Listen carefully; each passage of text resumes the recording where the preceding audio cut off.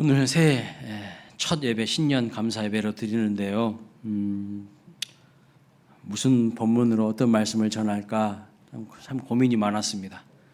어떤 말씀을 여러분들한테 전해서 여러분들이 새해를 힘있게 시작할 수 있을까 고민이 많았는데, 하나님이 2024년도와 2025년도에 저에게 주신 마음이 저 마음이에요. 모든 성도가 제자 되는 교회가 되었으면 좋겠다. 그래서 제자에 대한 마음을 주셨는데, 우리가 누가복음 지금 순서상 계속 쭉 강해 설교를 하고 있지 않습니까? 그런데 오늘 본문이 제자에 대한 말씀이더라고요. 그래서 다른 본문 하지 않고 우리가 쭉 보았던 누가복음 22장 말씀으로 하나님의 은혜를 나누기를 원합니다. 이제 앞으로 누가복음 마지막까지 쭉 같이 갈 것 같습니다. 자, 오늘 본문은요, 예수님과 제자들 사이에 마지막 만찬, 여러분 잘 알고 있는 최후의 만찬, 이 성찬식 자리에서 있었던 일들을 기록하고 있습니다.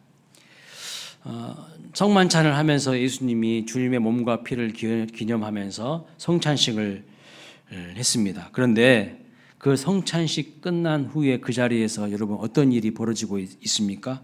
오늘 본문 24절부터 34절 10절인데요. 정말 많은 이야기들이 보면은 많은 일들이 있었던 것을 볼 수가 있어요. 첫 번째는 성찬식 다 끝난 다음에 제자들 사이에서 누가 크냐는 다툼이 또 일어났어요. 아무튼 남보다 좀 더 잘나고 싶은 마음이 있나 봐요. 이제 예수님 내일이면 잡히셔가지고 십자가에 달리시는 날인데, 아무튼 그 성찬식 자리에서까지 누가 크냐 그거를 그렇게 가리고 싶을까요? 사람이 그런가 봐요. 다투는 싸움이 있었어요. 두 번째는요, 아직 철부지 같고 아직 인간적인 욕망이 많은 지자들이지만 결국 그럼에도 불구하고 이들에게 하나님 나라를 맡기겠다고 예수님이 말씀하십니다.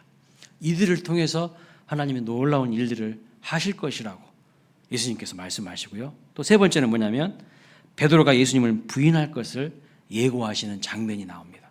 그러니까 이 10절 안에 다양한 지금 이야기들이, 아무런 서로 상관이 없는 독립된 이야기들이 그냥 펼쳐져 있는 것처럼 느껴지는 거예요. 이 세 가지 이야기를 하나로 꿰일 수 있는, 관통할 수 있는 주제가 뭘까 고민을 해봤어요. 근데 있는 거예요. 있어. 예수님이 말씀하시고자 하는 핵심이 있더라고요.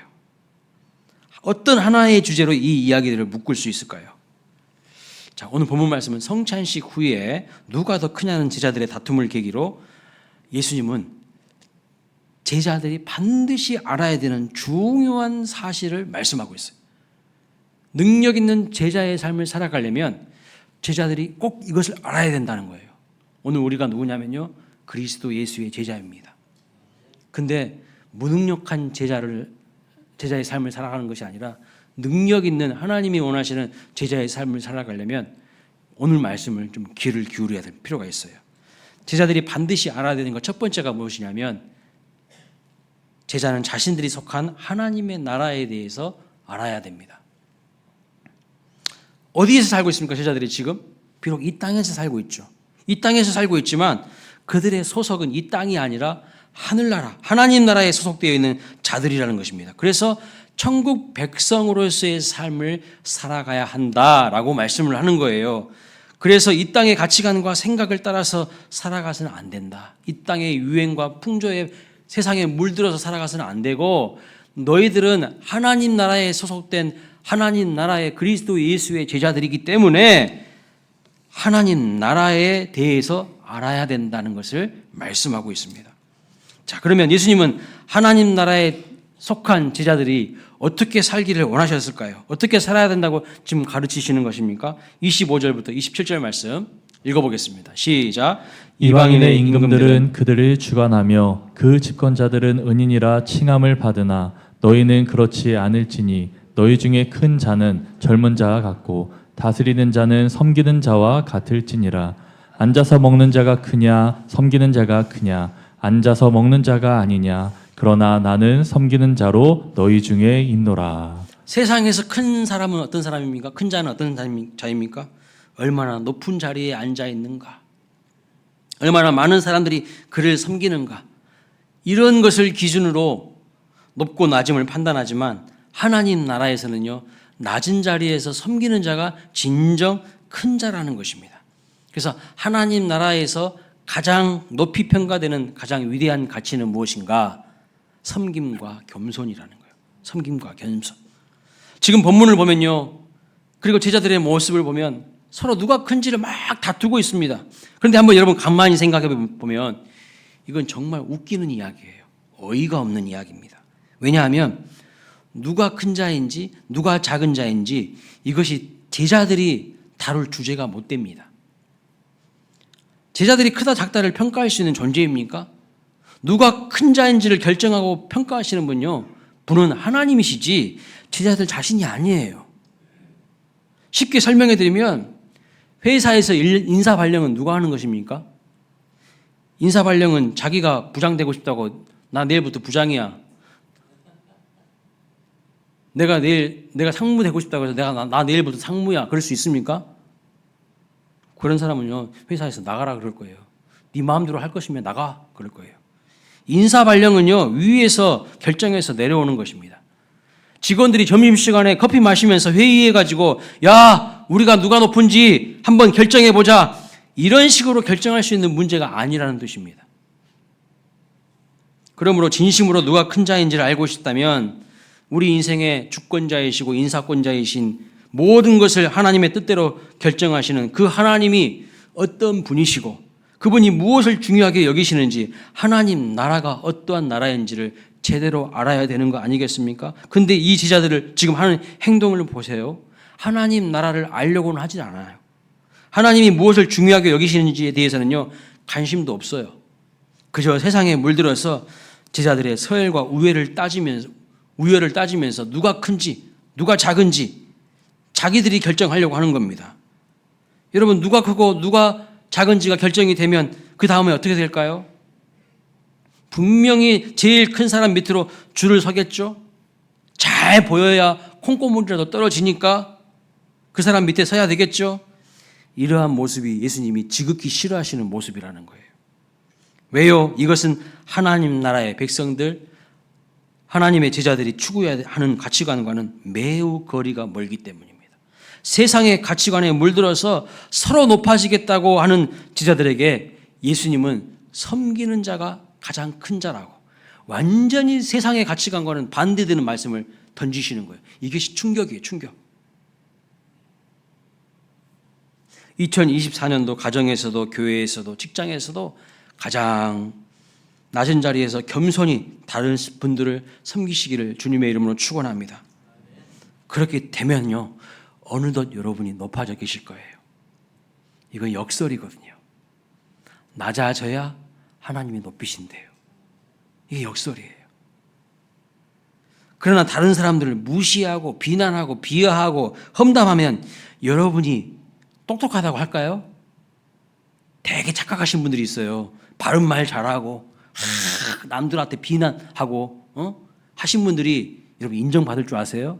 천만의 말씀. 여러분이 높아지기는커녕 인생 밑바닥을 헤매게 된다는 걸 아셔야 돼요. 주님은 높아지는 비결이 낮아지는 것이라고 말씀하고 있어요. 오히려 낮아져야 된다는 거예요. 세상 사람들은 전부 높은 곳을 향하여 돌진해 가는데 여러분은 똑같이 여러분도 그 대열에 합류하는 것이 아니라 여러분은 반대로 역류해야 돼요. 추구하는 방향이요, 위로 올라가는 게 아니라 낮아지는 거. 그때 하나님이요, 여러분을 높여주세요. 요한복음 12장 24절 말씀 보겠습니다.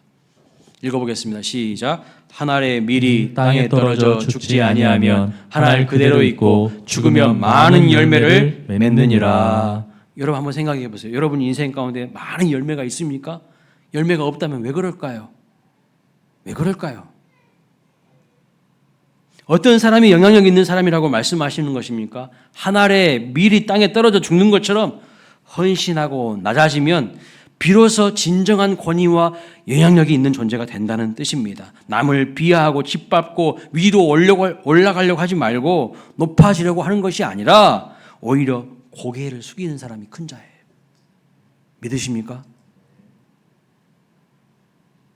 벼는 익으면요 고개를 숙이더라고요.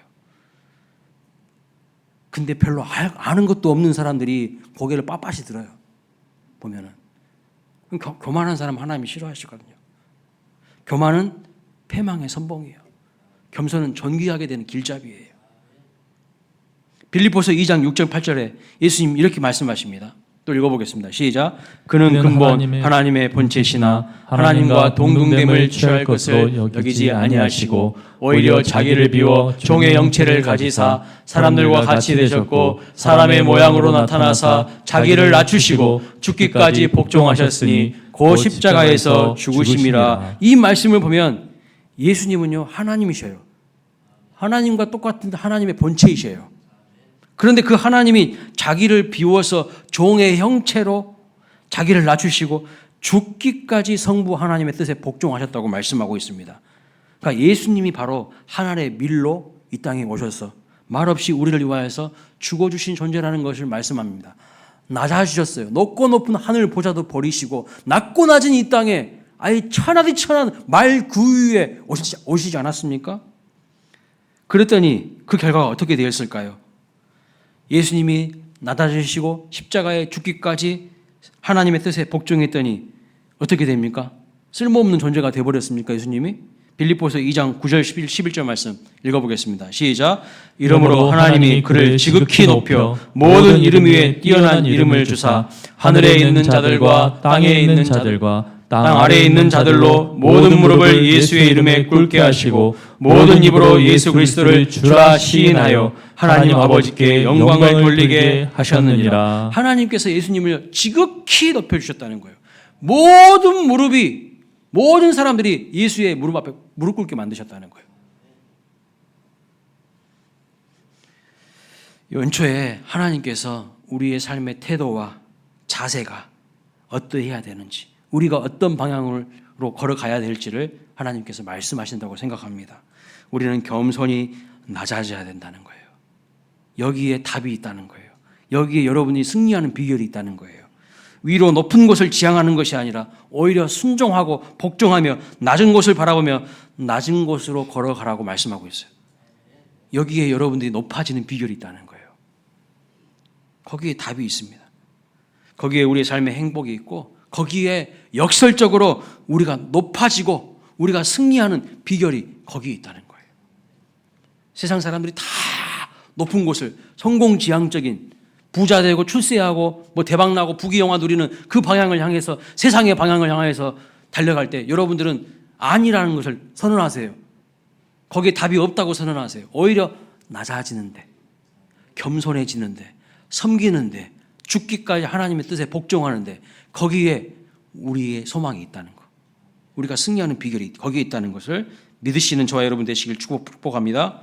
두 번째, 제자는요 무대 뒤에서 일어나는 일들에 대해서 알아야 돼요. 무대 뒤에서. 그런데 군중이나 무리들은 무대 뒤에서 일어나는 정말 중요한 일들은요 모르고 살아갑니다. 몰라요. 그냥 보이는 것이 전부인 줄 알고 살고 또는 가짜 뉴스에 속고 살아가요. 본문의 이 제자들은 지금 자신의 눈에 보이는 그 무리들의 환호성과 같은 무대 위의 일들이 전부라고 생각했기 때문에 누가 큰지를 다투었던 거예요. 드러나는 것이 중요한 거예요. 하지만 눈에 보이는 것이 전부가 아니었습니다. 그렇다면 여러분 무대 뒤에서는 어떤 일들이 지금 일어나고 있습니까? 31절 말씀 보겠습니다.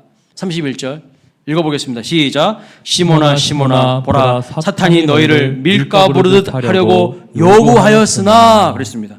예수님은 무대 뒤에서 벌어지고 있는 중요한 사실 두 가지를 오늘 우리에게 말씀해 주고 있습니다. 첫 번째 사실은 사단이 제자들을 노리고 있다는 사실이에요. 사단은 이미 가룟 유다를 삼키는 데 성공했어요. 가룟 유다를 삼켜버리는 데 성공했어요. 남은 제자들이 누가 크냐는 주제로 다투게 합니다.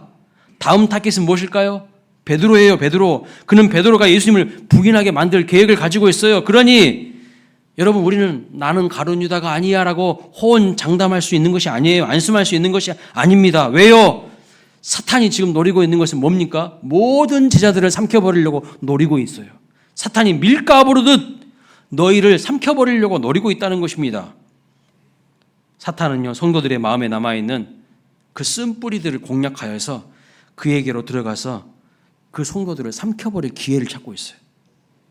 기억하세요. 가장 거룩하고 아름다운 최후의 만찬 성찬식 자리에서도 마귀는 가룟 유다의 마음에 들어가서 가룟 유다의 마음속에 품고 있는 그 엉뚱한 마음을 타고 들어가서 예수님을 팔 결심을 굳히게 만들어요. 가장 거룩한 성찬식 자리에서도, 그 귀한 주님의 몸과 피를 기념하는 자리에서도요, 마귀는요, 누가 서로 크냐는 다툼을 벌이게 합니다. 여러분, 오늘 본문 말씀 읽으실 때 다퉜나 보다, 그냥 그렇게 아무런 매갈이 없이 감정 없이 읽으시면 안 돼요. 싸움이 벌어진 거예요. 싸움이 제자들 사이에서. 어디에서요? 성찬식 자리에서. 제가 살아오면서 경험했지 않습니까? 아픈 역사입니다. 저 목사 안수도 받은 지 얼마 안 됐는데 30대 초반인데 처음에 노예를 딱 갔어요. 목사님들, 장로님들이 모여있는 자리 아닙니까? 노예가 다 각 교회의 대표 되시는 분들이 모여있는 자리 아닙니까? 성찬식을 거룩하게 잘 진행했어요. 잘했어요. 회무를 시작하기에 앞서서 대판 싸움이 벌어진 거예요. 뭐 하는 짓이에요 이게? 제가 그날로 그냥 목사 그만 때려치려고 그랬어요. 목사 안수 받은 지도 얼마 안 됐지만 그 모습 보고 실망해가지고. 지금 제자들도 똑같아요. 지금 성찬식, 예수님이 내일 돌아가시거든. 내일 이제 금요일날 잡히셔가지고 십자가에 못 박히시는데 지금 뭐 하는 거예요 지금 이게? 성찬식 다 한 다음에 싸워버려요. 다툼을 합니다. 누가 더 크냐고. 그런데 그 뒤에 누가 있었다는 거예요?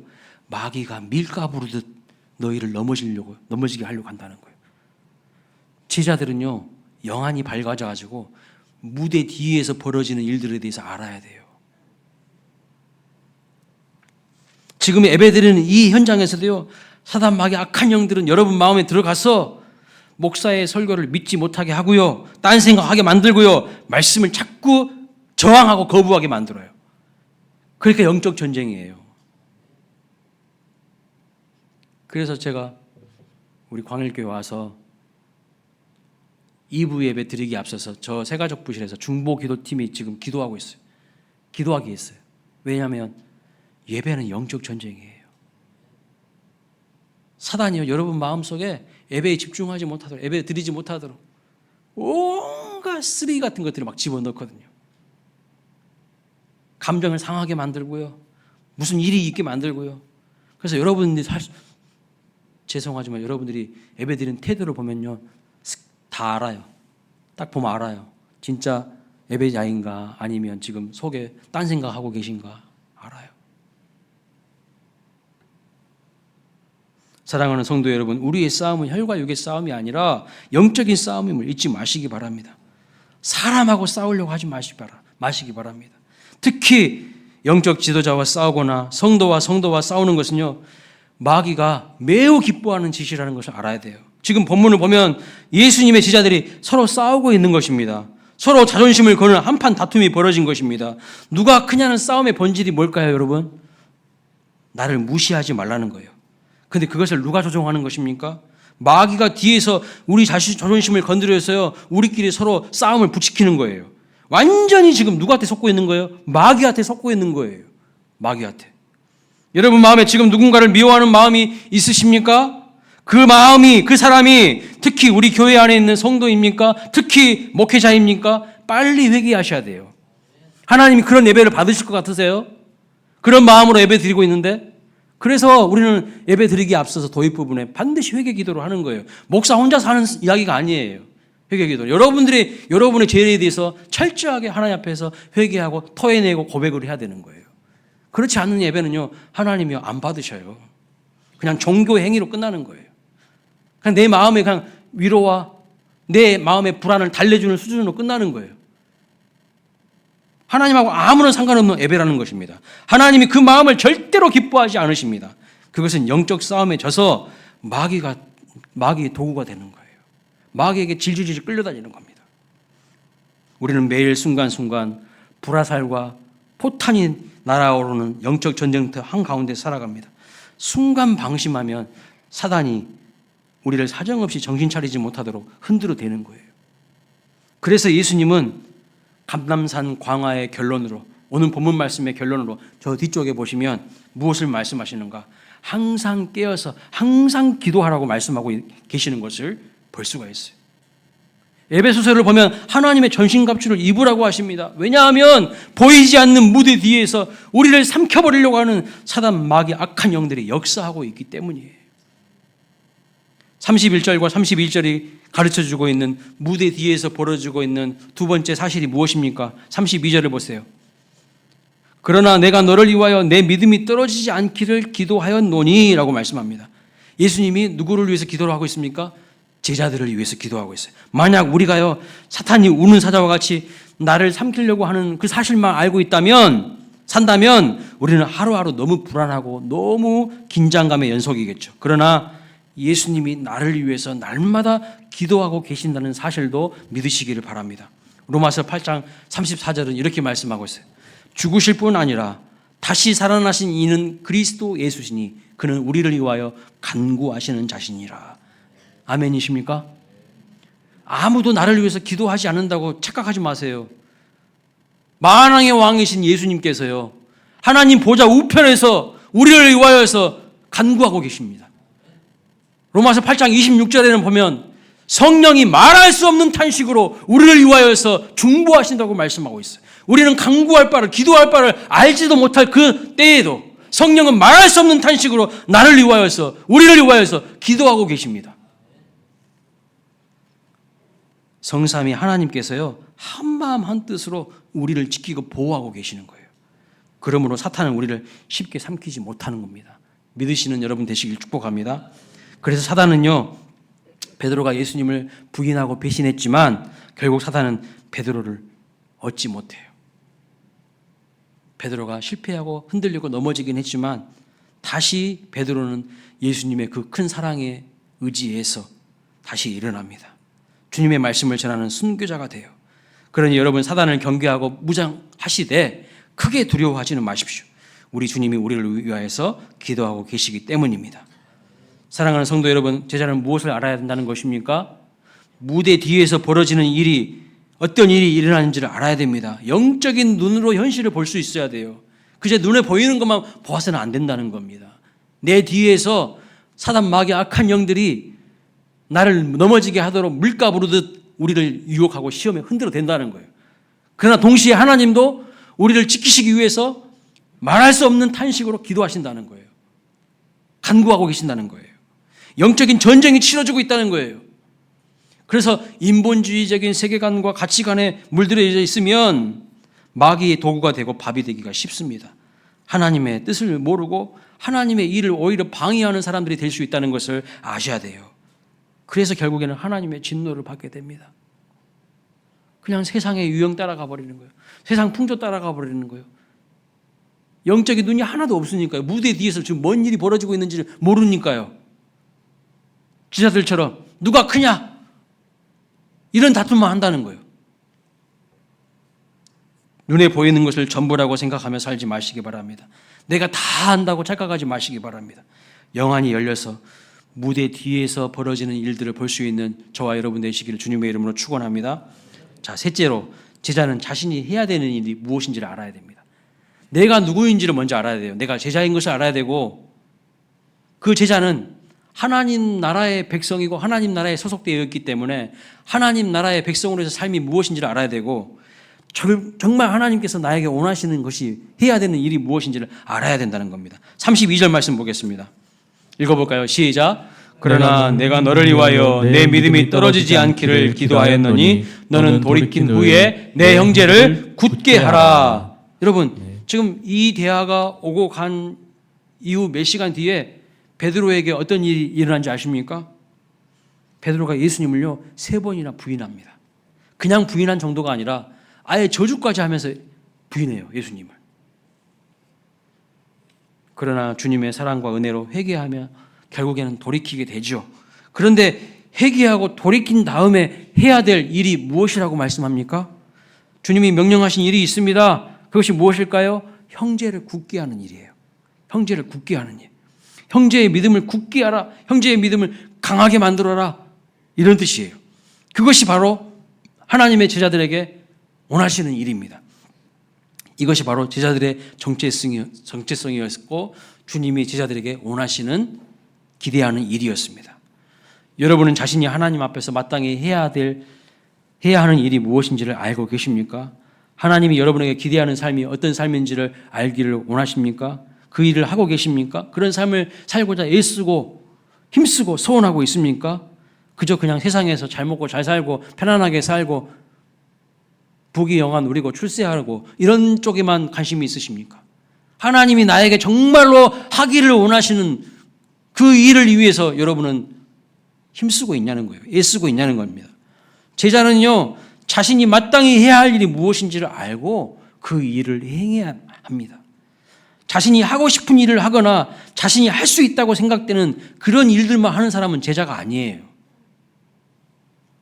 제자는 주님이 원하시고 기대하는 일을 하는 사람이고, 제자는 제자이기 때문에 내가 원하든 원하지 않든 마땅히 주님이 나에게 하시라고 하면 그 일을 감당하는 사람이 제자입니다. 그래서 예수님은 제자들이 해야 될 중요한 일들 가운데 중요한 한 가지를 오늘 본문에서 말씀하고 있어요. 바로 형제를 굳건하게 세우는 일이라는 거예요. 여러분들이 개인적으로 하는 일들은 물론 잘 해야 되죠. 나에게 주어진 일들 잘 해야 됩니다. 그러나 그것만 해가지고는 안 된다는 거예요. 다른 사람들, 우리 주변의 이웃들, 성도들이 힘들고 어려워하고 있으면 위로해 줄 줄 알고 격려해 줄 줄 알고 그들의 믿음을 굳게 세우는 일들을 또한 해야 된다는 거예요. 내 일만 하는 사람은요, 제자 아니에요. 그건 세상 사람들도 잘해요. 얼마나 잘하는지 몰라요. 형제를 굳게 세우는 일을 해야 됩니다. 하지만 안타깝게도 종종 보게 되면요, 형제와 형제 사이를 굳게 세우기는커녕 이간질시키는 경우를 봅니다. 자매와 자매 사이를 화해하게 하거나 서로 아끼고 사랑하지 못하게 만드는 사람들이 있어요. 마귀의 종노릇 하는지도 모르고 마귀의 종노릇 하고 있는 사람들이 있어요. 교회를 세우는 사람들이 아니라 교회를 허무는 사람들이 있어요. 형제를 넘어지게 하는 일도, 형제를 굳게 하는 일도 여러분 뭐 가지고 하는지 아세요? 요 말 가지고 하더라고요. 말 가지고 해요. 대부분 말을 통해서 이루어지는 경우가요, 거의 90% 이상입니다. 오해하게 만들고 섭섭한 마음 만들고 그래서 막 넘어지게 하는 거예요. 그러니 여러분, 우리가 성도로서 제자로서 살아가기를 원한다면 여러분 자신의 언어와 말투를 한번 살펴보시기를 바랍니다. 내 입에서 나오는 말은 내 형제를 세우고 교회를 세우고 굳건하게 하고 있는 말입니까? 나는 감사하고 격려하고 위로하는 말을 잘합니까? 나는 믿음의 말, 소망의 말을 하는 사람입니까? 나의 말은 따뜻하고 예의가 있습니까? 형제를 굳게 세우라는 말은 형제를 굳게 세우는 귀한 사명을 감당하는 우리 모두가 될 수 있기를 주님의 이름으로 축원합니다. 마지막 네 번째는요, 자신의 연약함을 알아야 됩니다. 자신의 연약함을. 베드로야, 지금 사탄이 너를 노리고 있어. 그러나 나는 너를 위해 기도하고 있다. 예수님이 이렇게 말씀하시자, 31절과 32절에 말씀하시자 베드로가 뭐라고 자신 있게 호응장담하면서 이야기합니까? 33절 말씀 보십시오. 읽어보겠습니다. 시작. 그가 말하되 주여 내가 주와 함께 오게도 죽는 데에도 가기를 각오하였나이다. 여러분, 베드로가 어떤 사람인 것처럼 보세요. 예수님을 위해서 죽기를 각오한 사람이에요. 저는 이거 베드로의 진심이라고 생각합니다. 빈말이 아니라고 생각합니다. 베드로는 진짜 그러기를 원했어요. 베드로는 실제로 그 정도로 예수님을 사랑했어요. 그러나 그것은 베드로의 소원일 뿐, 베드로의 뜨거운 열정일 뿐, 아직 베드로에게는요, 그럴 만한 실력은 없었어요. 그럴 만한 믿음과 내공이 있지는 못했어요. 그래서 예수님은요, 34절에 이런 말씀을 주셨습니다. 베드로야, 내가 내게 말하노니 오늘 닭 울기 전에 내가 3번 나를 모른다고 부인하리라. 예수님의 이 말씀을 듣고 베드로의 마음이 어땠을까요? 예수님이 자신의 진심과 충심을 몰라준다고 매우 섭섭했을 것 같습니다. 그래서 베드로의 성격상 이렇게 이야기했을 것이라고 저는 한번 상상해 봅니다. 예수님, 진짜라니까요. 왜 저를 못 믿으세요? 저는 주님과 함께 죽을 각오가 되어 있단 말입니다. 여러분, 하지만 몇 시간 후 베드로는 예수님을 부인해버려요. 저주까지 하면서 부인해버립니다. 3번씩이나 굉장히 강한 어조로 저주까지 하면서 부인해버립니다. 이 베드로의 모습이 우리 모습 아닙니까? 우리도 주님을 사랑한다고 해요. 그 진심으로 그런 고백을 하죠. 근데 우리가 그럴 실력이 별로 없어요. 조금만 위기가 오고, 조금만 고난이 찾아오고, 조금만 내 삶을 누군가 흔들어대면요, 내 못된 성품이 드러나. 믿음으로 반응하려고 하는 게 아니라 전혀 믿음 없는 모습으로 반응하고 절망하고 좌절해버리고 원망하고 불평하고, 그게 베드로잖아요. 그게 우리잖아요.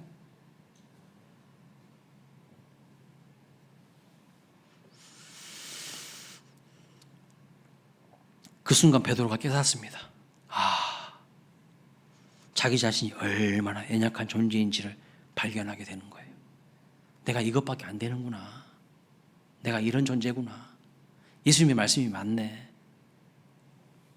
저는 베드로가 부인할 것이라는 미리 예고하시는 예수님의 말씀은 책망이나 비난이 아닌 회복을 위한 사랑의 말씀이라고 생각합니다.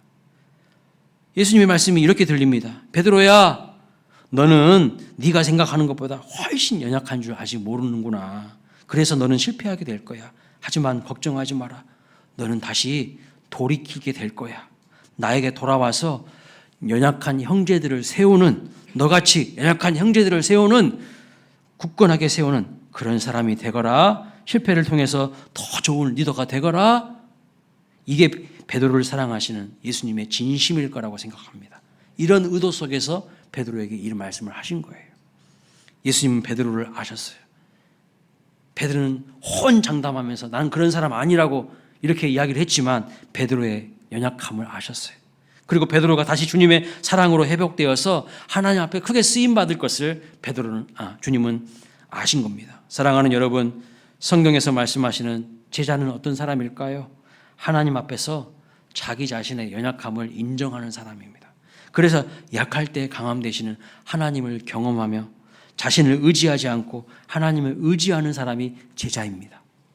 나는 약하지 않고 나는 강하다고 생각하는 사람이 더 크게 넘어진다는 걸 아셔야 돼요. 마귀는 이런 사람을 노리고 있어요. 하나님을 의지하지 않는 사람은요. 나는 강하니까 내 힘으로 할 수 있어. 내 열심으로, 내 노력으로 하면 장사 성공할 수 있어. 내 사업 성공할 수 있어. 천만의 말씀이요. 마귀가 그런 사람들요 노리고 있다니까요. 그래, 백날 천날 해봐라. 잘 되나? 안 돼요, 안 돼. 베드로가 딱 그런 케이스 아닙니까? 그런데 반대로 자신의 약함에 굴복하면서 그 약함에 너무 집착하며 원망하고 소망이 없는 삶을 사람들도 많이 보았습니다. 그들은요, 자신의 약함을 너무나도 잘 알아요. 그러나 자신의 약함을 예수님 안에서, 하나님 은혜 안에서는 보지 못합니다. 그래서 자신의 약함에 갇혀서 약함에 굴복하는 사람, 무기력한 삶을 살아가는 인생들을 많이 보게 돼요. 여러분, 큰 소리 뻥뻥 쳤다가 너무도 크게 무너진 베드로가 이런 삶을 살 가능성이 있었을까요? 없었을까요? 베드로가요, 이런 삶을 살아갈 가능성이 다분한 사람입니다. 왜요? 나는 실패자야. 나는 3년 동안 동고동락하면서 예수님 따라다녔지만 나는 결국 배신자야. 이렇게 너무 겁이 나서 아무 말도 못하겠고 이제 결심조차도 못하겠어. 베드로는 이제 그런 사람으로 살아갈 위험이 굉장히 컸어요. 그러나 나중에 보면 알게 되지만 부활하신 주님은요, 베드로의 이런 아픈 상처와 실패의 경험을 치유해 주시고 다뤄주시고 다시 사명을 회복해 주십니다. 이것이 바로 하나님의 은혜와 사랑이죠. 그런데 중요한 것은 앞에서 언급한 이 두 종류의 사람과 다른 사람들이 있어요. 다른 사람들이 있어요. 자신의 약함을 객관적으로 인정하되 하나님 안에서, 하나님 은혜 안에서 자신의 약함을 바라보는 사람들이 있습니다. 사도 바울이 그런 사람이죠. 그에게는 뭐가 있습니까? 어떤 약함이 있습니까? 육체의 가시가 있었어요. 치명적인 약점이 있었습니다. 어떤 학자들은 그것이 간질이라고도 하고, 어떤 학자들은 그것이 심각한 시력이 약화되어서 앞을 보지 못하는 것이라고 하기도 하고 그렇습니다. 아무튼 그에게는 심각한 육체에 연약한 가시가 있었어요. 치명적인 약점이 있었습니다. 그 약함이 나 자신을 나약하게 만들고 자신의 사역과 삶에 걸림돌이 된다고 그러는 생각했어. 바울은 하나님께 간구했어요. 하나님, 이 약함을 저에게 벗겨주십시오. 3번이나 간절히 간구했죠. 그런데 하나님께서 그 간구를 허락하지 않았습니다. 그런데 여러분, 응답이 안 됐는데, 내가 원하는 대로 응답이 안 됐는데 사도 바울은 원망하거나 불평하지 않고 오히려 다른 고백을 합니다. 이렇게 고백해요. 고린도후서 12장 9절 말씀 읽어보겠습니다. 시작. 나에게 이르시기를 내 은혜가 내게 족하도다. 이는 내 능력이 약한 데서 온전하여 짐이라 하신지라. 그러므로 도리어 크게 기뻐함으로 나의 여러 약한 것들에 대하여 자랑하리니 이는 그리스도의 능력이 내게 머물게 하려 함이라. 도리어 크게 기뻐한대요. 몸이 안 나왔어요. 기도 응답이 안 됐어요. 그럼 우리는 어떻게 합니까? 실망하고 좌절하고 절망하고, 이런 하나님 내가 기도해봤자 뭐해? 기도 안 해. 그러지 않습니까? 근데 사도 바울은 깨닫는 거예요. 아, 하나님 안에서 자기의 약점을 다시 보는 눈이 열린 거예요. 더 이상 그 약함이 사라지기를 구하지 않습니다. 왜요? 육신의 질병이 낫지는 않았고 여전히 육체의 가시가 있지만 이제 그는 약함이라는 것으로부터 해방되고 자유해졌어요. 그 자신의 그 약함을 바라보는 자기의 관점이 달라져 버린 거예요. 어떻게 그럴 수 있었습니까?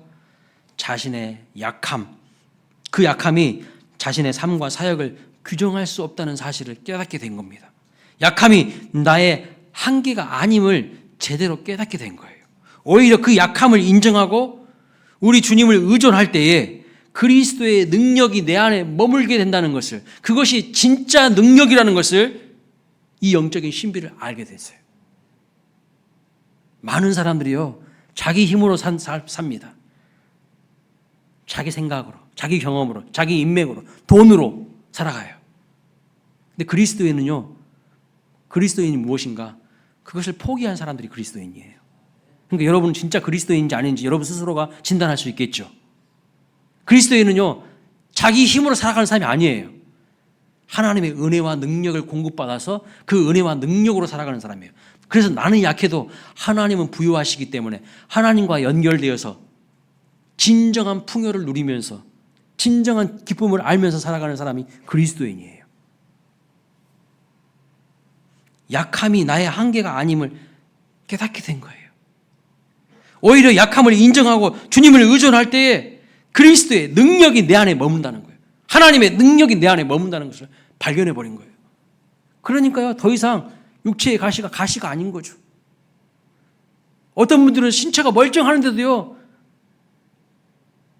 완전히 그 죄의 종이 돼가지고, 밥이 돼가지고, 마귀의 밥이 돼가지고 휘둘리는 살아가는 사람이 있습니다.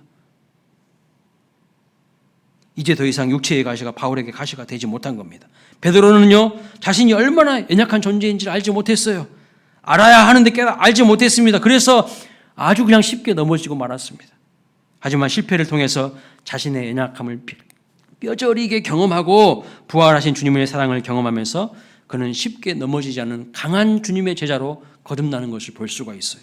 사랑하는 성도 여러분, 제자는 누구인가? 나 자신의 약함을 인정하는 사람이에요. 아는 사람이에요. 그리고 하나님 안에서 자신의 약함을 바라보기에 연약하지만 실상은요, 엄청 강한 사람이에요. 사단은, 마귀는요, 자신의 약함을 알고 있기 때문에 하나님을 붙드는 사람을요, 절대로 이기지 못합니다. 하나님 붙드는 사람은 절대로 마귀는 이기지 못해요. 말씀을 마칩니다. 예수님은 제자들이 알아야 되는 4가지 사실을 가르쳐 주셨어요. 다시 능력 있는 제자의 삶을 살려면 어떻게 해야 되는지를 제자들의 이 실패를 통해서 오늘 우리에게 말씀해 주시는 거예요. 제가 요즘에 자주 보고 있는 텔레비전 프로그램이 Sing Again입니다. 다시 노래를 부르자. 무명 가수들이 다시 그 시간을 통해서 이제 부활하는 거예요. 부활. 이 2024년도를 시작하면서 하나님 우리에게 원하시는 것은요, 다시 너희들이 능력 있는 제자의 삶을 살기를 원한다. 그러려면 이 네 가지를 알아야 된다고 말씀하는 겁니다. 첫째는요, 자신이 속한 하나님 나라에 대해서 알아야 됩니다. 제자는 무대 뒤에서 어떤 일이 벌어지고 있는지를 알아야 돼요. 사단이 밀가 부르듯이 여러분을 넘어뜨리려고 하고 있다는 것을, 마귀의 종되면 안 됩니다. 세 번째는요, 자신이 해야 할 일이 무엇인지를 분명히 알아야 돼요. 그것은 형제를 굳게 세우는 거예요. 형제를 굳게 세우려면 내가 먼저 굳게 세워져 있어야죠. 내가 하나님께 제대로 뿌리를 내리고 있어야죠. 나도 비실비실하고 나도 흔들리는데 어떻게 형제를 굳게 세우겠습니까? 그러나 여러분 기억하십시오. 하나님의 사랑과 하나님의 은혜가 여러분을 굳게 세우셔서 여러분들이 또 다른 누군가를 굳게 세우는 축복된 인생을 살게 하실 줄로 믿습니다. 제자는 자신이 얼마나 연약한 존재인지를 알고 하나님 안에 거하는 것이 능력 있는 삶을 사는 비결임을 아는 사람이에요. 여러분 스스로 뭔가 하려고 하지 마십시오. 그것이 망하는 비결입니다. 내 힘으로 뭔가 하려고 하지 마세요. 자꾸 주도권을 하나님께 넘기세요. 왕권, 내 인생의 왕권을, 내 인생의 주권을 하나님께 넘기세요. 하나님이 하게 하셔야 돼요. 그래야 내 인생이 풀려요. 근데 맨날 자기 힘으로 하려고 해. 맨날 자기가 골머리 앓고 근심걱정 영면을 사서 해. 그 모든 것을 하나님께 맡기고 던지세요. 하나님께 맡기세요. 그게 바로 능력 있는 삶을 살아가는 비결이라는 겁니다. 2024년 항상 주님을 뜨겁게 사랑하는 주님의 제자들이 되시기를 진심으로 주님의 이름으로 축원합니다. 우리 다시 주님의 제자로 바로 서는 2024년도 복된 한 해가 되시기를 주님의 이름으로 축원합니다. 아멘. 다 함께 자리에서 일어나셔서